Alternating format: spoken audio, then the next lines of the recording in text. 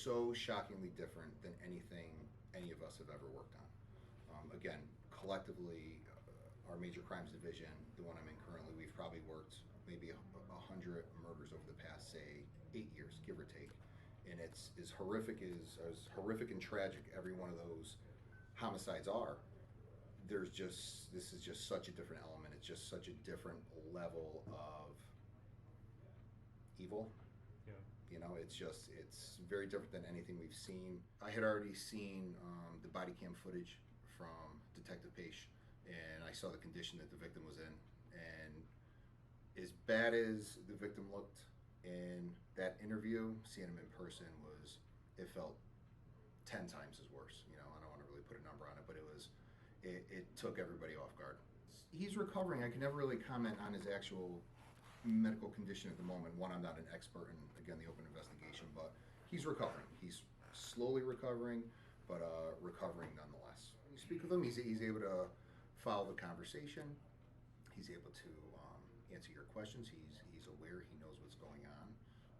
It appears there might be something different cognitively with him, but to determine how that came about, that's going to be something that's probably a little over my head.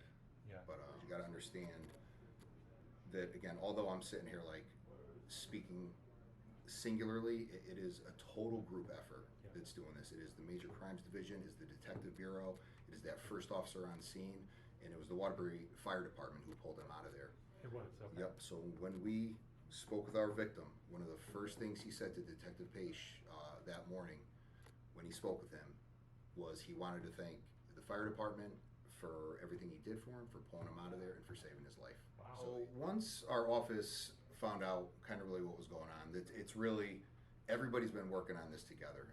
Although I'm kind of sitting here speaking, I'm really speaking on behalf of the entire office, to be quite honest. Not only the Major Crimes Division, but the entire office is invested in what's going on with our victim right now.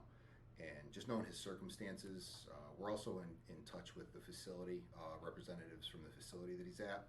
And so we just kind of learned what are some of the things he might need immediately, whether it's clothes or whatever it may be. So a few of us got together and just kind of said, hey, we're getting a quick collection together to see if we can get a couple of things for our victim.